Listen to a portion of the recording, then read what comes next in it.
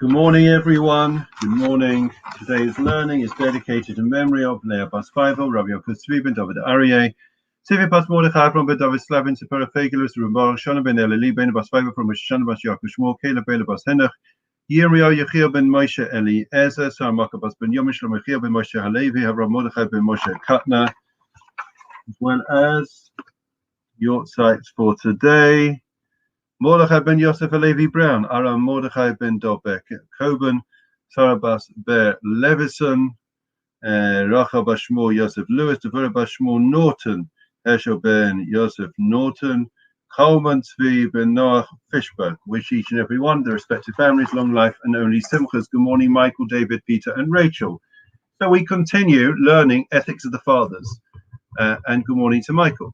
So you'll notice that we at long last we've come full circle, and what we started out with the title of this talk was this series almost a year ago was Mishnah in the morning, and then we diverged and did all different types of things from Rabbi Sachs's 10 Paths to learning books of ethics. Now we've come back to learning Mishnah, and a very important book it is, as we shall discover, Ethics of the Fathers. So we're now up to we've arrived at the second Mishnah, and the second Mishnah starts with a very important person, Shimon HaTzadik. Shimon HaTzadik Hayam Mishiari Knesset Hagdola. This is one of the rare occasions where the Mishnah actually describes who the person was. So we've got Shimon the righteous, who was the last of the men of the Great Assembly. So really, he was the beginning of the Mishnaic period, right? And he was an extraordinary person. 40 years he was the high priest. He was also not only the high priest, but he serving in the temple. But he also was the head of the Sanhedrin. Okay, he held both positions. It was a time of great turbulence, 3448, both in material terms and in spiritual terms. Prophecy had come to an end. Prophecy was the means through which God communicated directly with or indirectly with the Jewish people.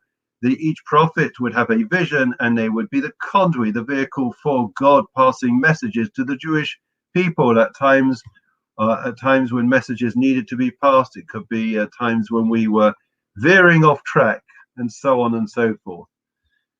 And therefore, the Shimon HaTzadik was critical in steering the Jewish people through the murky waters, uncharted waters. And he embodied both political and religious power. He was a great, great person, and so beloved that he got this enviable title of being Shimon HaTzadik.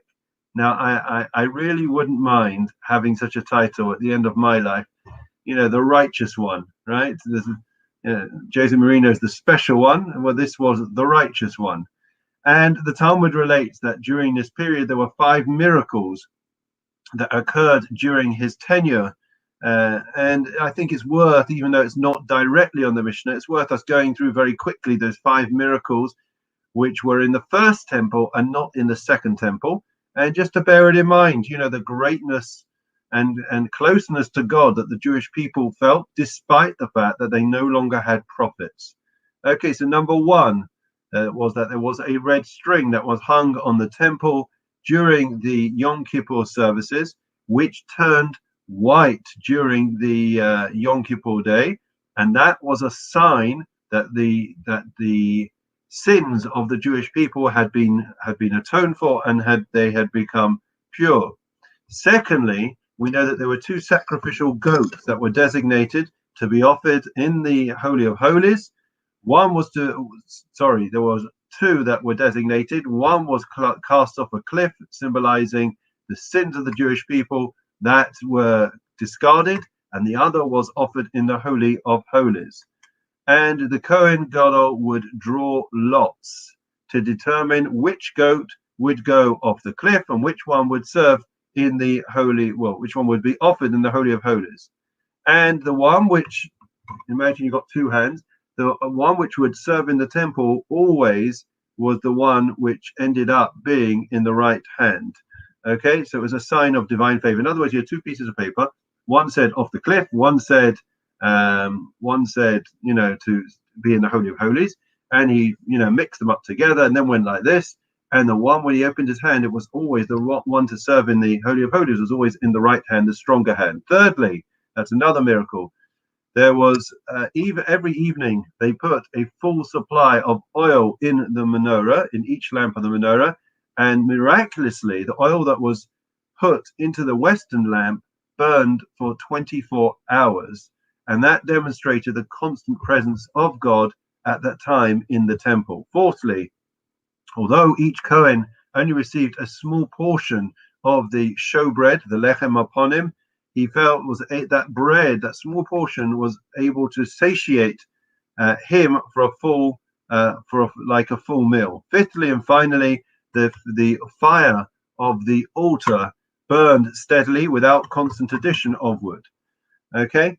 Now, when Shimon HaTzadik, who was the longest serving, the Shimon the righteous, the longest serving high priest, when he passed away, 40 years he was in the Holy of Holies, he was in the temple serving as the high priest, then these miracles came to a halt. And we've already mentioned that it was a tumultuous time. And in 3448, the Alexander the Great was passing through the land of Israel. He was bringing Persian rule to an end, right? That was the Purim story. And he was a very powerful leader. He was the world leader at that time, and he had conquered every single nation, every single country, and therefore the people at the time were filled with trepidation. What was going to be? And the Jews decided to send a delegation led by none other than Shimon HaTzadik, the high priest, the head of the ecclesiastical court, was sent to meet Alexander the Great. And this is an astounding fact. Okay, good morning, Jackie and Caroline and Carol that have joined us late, and Richard. So as they were coming towards each other, you've got the high priest, Alexander the Great. As they came towards each other, Alexander the Great, we're dealing with Alexander the Great. It's like Napoleon, the greatest living leader who had conquered the whole world. He bowed down in front. So the Kohen Gadol is wearing the white garments, like on Yom Kippur. All of the priests that are with him are wearing the white garments as if they're in the Holy of Holies. As the Alexander the Great comes closer to the high priest, to the Shimon HaTzadik, he prostrates himself in front of him. People could not believe it. They'd never seen it. His soldiers could not believe what was going on. The greatest leader, Alexander the Great, is prostrating himself in an act of submission in front of this priest. They've got Israel and Jerusalem in their hands. They can do whatever they want. Why is he prostrating himself? And he got up off the ground, and Alexander the Great said, before every war, I have had a vision, and the vision was of that man, that high priest, that Shimon HaTzadik, that came to me in this vision and said that I would be victorious. And as a consequence of that, he said that he would act in a benign fashion with Israel and with the Jewish people. When Shimon HaTzadik heard this, listen carefully, when Shimon HaTzadik heard this, Shimon the righteous said, we in return are going to recognize what you, Alexander the Great, have done. And therefore, what we are going to do is every single male child that is born this year will be called Alexander. And that's exactly what happened. Secondly, all the shtarot, all the documents that from that point on, I think it was for 1,000 years, they used the calculation, the dating calculation of Shimon of Alexander. Okay. And therefore, there was this new dating system of documents. On the one hand, the Minyan Hashtaros, which lasted for 1,000 years. Now, it's interesting because I mix in all different circles. Some of the most religious circles, even to this very day, I have a close friend in Israel. His name is Alexander. Ask most people, they have no idea. How did they get the name Alexander? Is not a Jewish name, right?